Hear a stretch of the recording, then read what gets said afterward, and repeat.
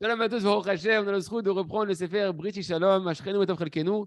Et on reprend, on s'est arrêté. Tout ce qu'on a vu par rapport aux hommes, par rapport à leurs yeux, à la préservation des yeux, c'est vrai également pour la tsniout, la pudeur pour les femmes. Lorsqu'on va arriver dans le ciel, on va lui dire à la femme, mais pourquoi tu n'as pas fait ta mission? Elle va dire, mais comment ça, j'ai pas fait ma mission? Moi, j'ai fait du chesed avec tous les gens que je connaissais, j'ai fait de la bonté, j'ai fini le Sefer Tehilim 3 fois par jour. Tous les jours, je faisais Sefer Tehilim, ta ta ta ta ta ta ta ta ta. Je préparais des plats pour les femmes de la communauté qui venaient d'accoucher, etc. Et je nettoyais les maisons des personnes âgées. J'ai voyagé à Oman tous les Rosh Chodesh. Et qui tout vont raconter véritablement tout ce qu'elles font. Et dans le ciel, on va lui dire, Kol hakavod, c'est vrai, Bémet, Kol hakavod, ce que tu as fait, c'est des efforts extraordinaires. Et tu vas recevoir une récompense. Pour chaque bonne chose que tu as fait, tu vas recevoir une récompense. C'est très joli, c'est magnifique. Mais ça aurait été extraordinaire, véritablement, si tu faisais ça, en plus de ta mission essentielle. Qu'en plus de ta mission essentielle, tu aurais fait des télim, du chesed. Mais malheureusement, l'essentiel t'est passé à côté. Et c'est quoi l'essentiel? La tsniout. La tsniout, la pudeur vestimentaire et comportementale. C'est ça l'essentiel de l'épreuve des femmes. Et c'est ça l'essentiel de leur guerre. Pour nous, les hommes, c'est les yeux et les pensées. Et les femmes, c'est les vêtements et le comportement pudique. Le Gaon de Vilna, que son mérite nous protège, il a dit que de la même manière que pour les hommes, l'essentiel, c'est l'étude de la Torah. Le niveau des hommes, essentiellement, est dans l'étude de la Torah. Et bien pareil, l'essentiel du niveau des femmes, il se trouve dans leur sniout, dans les efforts qu'elles vont faire pour la pudeur vestimentaire, la pudeur dans la manière de se comporter. Et comme ça va être mesuré leur véritable niveau de tzidkout. Et tout ce qu'un homme il peut percevoir, nous dit le Gaon de Vilna, comme perception d'Hachem, par l'étude de la Torah, la femme, elle l'obtient par la sniout. Une femme tsanoua, elle peut arriver à des niveaux extraordinaires dans sa prière, elle peut faire des miracles extraordinaires parce que sa sniout lui donne un niveau extraordinaire. Est-ce que le Gaon de Vilna, il a dit que l'essentiel du niveau des hommes, c'est dans l'étude de la Torah? C'est parce que véritablement, que par l'étude de la Torah, un homme il peut recevoir les forces de soumettre son mauvais penchant. C'est marqué dans la Gemara Kedosha de manière claire. J'ai créé le mauvais penchant et j'ai créé la Torah en pansement ou en remède. Et l'essentiel de l'annulation du Yetzer Hara et de tout l'amertume du mauvais penchant, c'est par l'étude de la Torah avec force. De là, chacun il doit réfléchir avec lui-même. Et regardez, si tu te dis honnêtement, si la Torah que j'étudie, elle ne m'amène pas à pouvoir tenir dans l'essentiel de l'épreuve, pourquoi j'étais envoyé de ce monde-là, qui est la préservation des yeux et des pensées, ça montre que j'étudie pas la Torah de manière correcte. Je ne suis pas dans la bonne méthodologie et dans la bonne approche de l'étude de la Torah. Pourquoi? Parce que l'étude de la Torah, en quoi elle est un remède?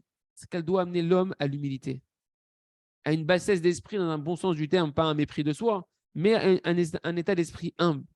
Que c'est que dans l'humilité, comme on l'a expliqué ensemble dans les cours précédents, qu'un homme il peut sortir du feu étranger de ce mauvais désir qui brûle à l'intérieur de lui.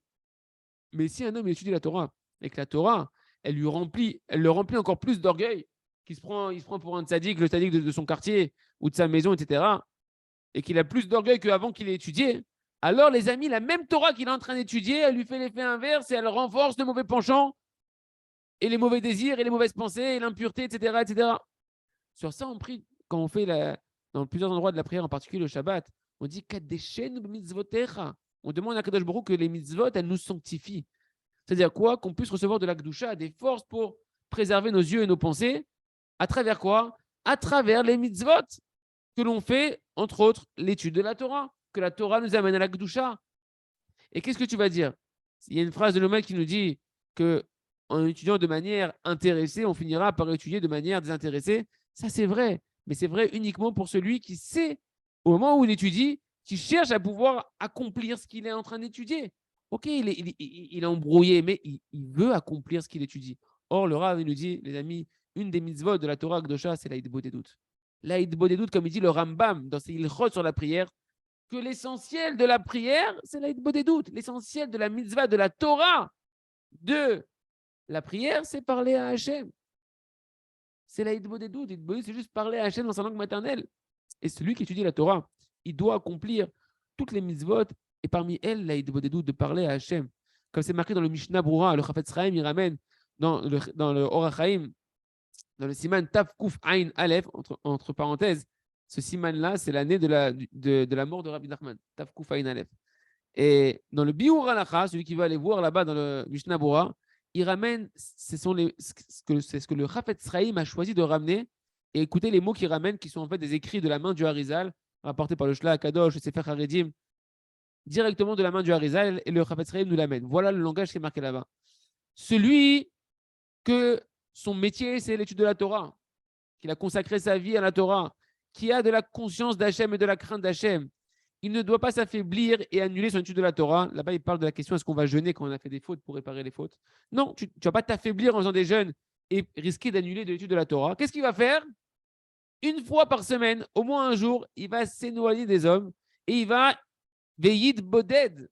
Et il va aller s'isoler entre lui et son Créateur et attacher sa pensée à son Créateur comme s'il se tenait déjà le jour du jugement. Et il va parler à Hachem Idbarach comme un serviteur parlerait à son maître ou un fils à son père. Fin de citation du Biur Halacha ramené par le Chafetz Chaim dans le Mishnah Bora. Et il parle là-bas de gens qui étudient la Torah toute la journée. Si c'est comme ça, celui qui étudie la Torah, c'est sûr qu'en réalité, il doit faire Idbodedut, parler à Kadosh Baruch Hu. Et pas simplement parce que c'est une mitzvah de la Torah, pas simplement que pour ça, mais c'est surtout parce que c'est une mitzvah.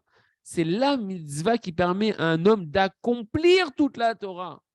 Parce que qu'est-ce qu'on fait dans l'Aïd Bodedut? On demande à Hachem de nous aider à accomplir ce qu'on a étudié, d'avoir de la crainte du ciel et d'accomplir ce qu'on a étudié. Et entre autres, de fermer ses yeux, de pouvoir préserver ses yeux. Parce que c'est que par la multiplication des prières, en demandant à Kadosh Baruch Hu, Hachem, sauve-moi du Yetzer Hara. Donc j'ai étudié la Torah et je demande à Hachem d'accomplir la Torah pour être sauvé du Yetzer Hara, que c'est comme ça qu'on pourra recevoir l'aide divine d'accomplir ce qui est marqué dans la Torah. Et que comme ça, un homme, il pourra donc réussir à préserver ses yeux. Il raisonne de Hachem que l'on puisse étudier la Torah avec force, avoir conscience que ce travail qu'on est en train de faire, c'est le travail le plus précieux de Kadosh Baruch Hu, de vouloir réparer l'alliance qui nous unit à Kadosh Baruch Hu, qui passe par les yeux et les pensées, étudier la Torah avec force pour avoir de l'humilité et demander à Kadosh Baruch Hu dans sa langue maternelle de l'aide d'accomplir sa Torah, d'avoir tous les jours au moins une demi-heure de prière pour préserver ses yeux, de passer une journée propre dans ses pensées et ses yeux. Et la seule chose qu'elle est Chazak ve nitrazek.